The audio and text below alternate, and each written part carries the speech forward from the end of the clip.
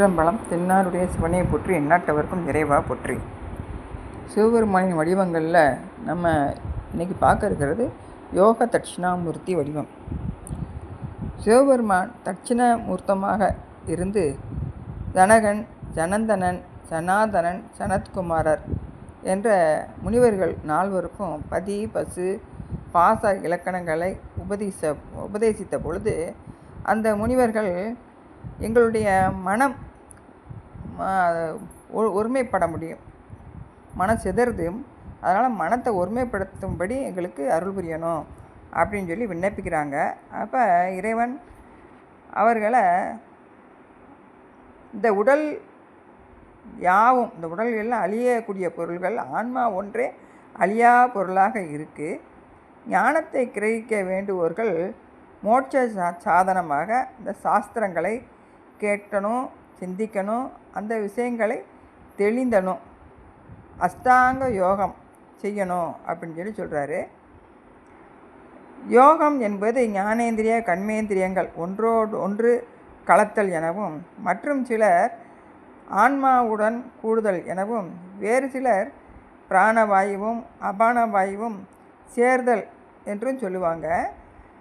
இதை விவரிக்க இதெல்லாம் இல்லை, இதெல்லாம் யோகாசனம் கிடையாது அப்படின்னு சொல்லி சீவான்மாவும் பரமான்மாவும் 2 களத்தலை யோகம் அப்படின்னு சொல்கிறாரு சாமி. அது எப்படி அப்படின்னா, புறக்கரணங்களை அந்த கரணங்களில் ஒடுக்கி, மனத்தை ஆன்மாவில் ஒடுக்கி, ஆன்மாவை பரத்தில் சேர்ப்பிப்பதாகும். இந்த யோகா பயிற்சி ஒன்றால் தான் அந்த பரம்பொருளை பார்க்க முடியும், இது இல்லாட்டி அந்த இறைவனை பார்க்க முடியாது அப்படின்னு சொல்கிறாரு. இதில் பிராணன், அபானன், சமானன், உதானன், வியானன், நாகன், கூர்மன், கிருகரன், தேவதத்தன், தனஞ்சயன் அப்படின்னு தச வாயுக்களையும் அதை ஒருநிலைப்படுத்தணும். இந்த வாயுக்கள் எல்லாம், தச வாயுக்களில் இந்த பிராணன் என்ன செய்யுமா, இதயத்தில் இயங்கக்கூடியதாக இருக்கும். அபானன் உச்சர்க்க தளத்திலே நிற்குது அப்படின்னு சொல்லி சொல்கிறாங்க. சமானன் கந்தரச குழியில் அந்த சந்திடை நிற்கும். உதானன் நாபியில் இருக்கும். வியானன் சரீரம் முழுவதும் வியாபித்திருக்கும். நாகன் நம்ம நீட்டி மடக்கி செயல்படுகிறதுக்கு உதவி புரியதாக இருக்குது. கூர்மன் ரோமம் புல்லரிக்குன்னு சொல்லுவோம் இல்லையா, அப்படி அந்த நிகழ்ச்சி நடக்கிறதுக்கு அந்த கூர்மன் வாயு உதவுது. கிருகரன் அப்படிங்கிறது நம்மளுக்கு தும்மல், கோபம் அப்படிலாம் வர்றதுக்கு காரணமாக இருக்குது. தேவதத்தன் அப்படிங்கிறது ஓட்டம், இளைப்பு வர்றது, வியர்க்கிறது, இதெல்லாம் செய்கிறதுக்கு இந்த தேவதத்தன்கிற வாயு காரணம். தனஞ்சயன் அப்படிங்கிற அந்த வாயு உயிர் பிரிஞ்சதுக்கப்புறம் இந்த உடலில் வீங்க வச்சு அந்த உடம்பை வெடிச்சுக்கிட்டு வெளியே வருமா, அப்படி இருக்கக்கூடியது தனஞ்சயங்கிற வாயு. இந்த சடங்க யோகா சாதனத்தால் அன்றி இதெல்லாம் உணர முடியாது அப்படின்னு சொல்லி இந்த யோகத்தை பற்றி ஒவ்வொன்றும் சொல்கிறாரு. அது இயமம், நியமம், ஆதனம், பிராணாயாமம், பிரத்யாகாரம், தாரணை, தியானம், சமாதி அப்படின்னு வகைப்படுத்த சொல்லப்படுது. அதில் இயமம் அப்படிங்கிறது கொல்லாமை, உண்மை பேசுகிறது, திருடாமை, பிறர் பொருள்கள் மேலே ஆசைப்படாமல் இருக்கிறது, இந்த பஞ்சேந்திரியங்களை அடக்கிறது அப்படின்னு சொல்லி சொல்கிறார். நியமம் அப்படிங்கிறது தவம், பரிசுத்தம், தத்துவ நூல் ஆராய்ச்சி, மனமுவந்து இருத்தல், கடவுள் வழிபாடு, இதெல்லாம் நியமத்தில் வருது. ஆதனம் எண் வகையாக சொல்லப்படுது. அந்த ஆதனங்கிறது நம்ம ஆசனம், அந்த ஒவ்வொரு ஆசனத்துக்கும் அந்த முறைகள் எல்லாம் சொல்லியிருக்காரு. தொடைக்கும் முழங்காலுக்கும் நடுவே 2 கால்களையும் சேர்த்து வச்சு நிமிர்ந்து அமர்ந்திருப்பது ஸ்வஸ்திகம் அப்படின்னு சொல்லியிருக்காரு. பக்கவாட்டில் 2 காலை விரித்து அந்த 2 கால் பெருவிரலையும் கையால் பிடிச்சி நிமிர்ந்து இருக்கிறது கோமுகம் அப்படின்னும், 2 தொடைக்கு மேலே 2 உள்ளங்காலையும் மாற்றி வச்சிருக்கிறது, அதாவது பத்மாசனம், அந்த ஆசனத்தை பற்றி சொல்கிறாரு. அப்புறம் வலத்தொடையில் இடக்கால பாதத்தை வச்சு நிமிர்ந்து அமர்ந்திருப்பது வீரம் இப்படின்னு சொல்லி ஒரு 8 வகையான ஆசனங்களை பற்றி சொல்லியிருக்காரு.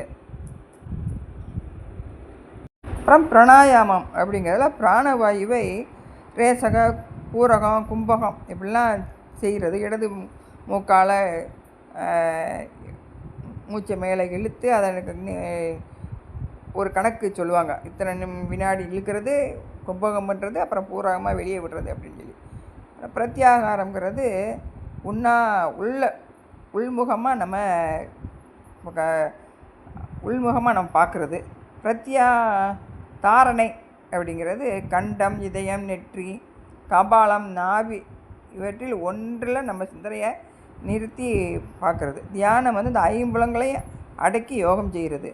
சமாதிங்கிறது இந்த நியமாதிகளை பொருத்தி இந்த சுழுமுனை இந்த இருக்கிற நாடியை நாபி வரைக்கும் கொண்டு போய் அங்கே இடகளை பிங்களை அந்த நாடிகளை சுழுமுனையில் அடக்கி அந்த சுழுமுனையை கீழிருந்து தேகம் மத்தியில் கந்தஸ்தானம் வரைக்கும் 2 கிளையாகவும் அதற்கு மேலே பிரம்மரந்திரம் என்ன சொல்லக்கூடிய வரைக்கும் 1 கிளையாகவும் செய்கிறது. இந்த மூலாதாரம், சுவாதிஷ்டானம், மணிப்பூரகம், அநாகதம், விசுத்தி, ஆஞ்சை இந்த 6 ஆதார சக்கரங்களையும் அதற்கு மேலே 4 சக்கரங்களையும் வியாபிக்க செய்து பிரம்மரந்திரம் வரையில் அந்த ஆதார தேவதைகளை சகலமாகவும் அந்த பரசிவமூர்த்தி நிஷ்கலமாகவும் தியானத்தில் செய்கிறது இந்த சமாதி. சிவயோகம் எனும் சமாதி அப்படின்னு சொல்லி இறைவர் அந்த முனிவர்களை இப்படியெல்லாம் இருந்து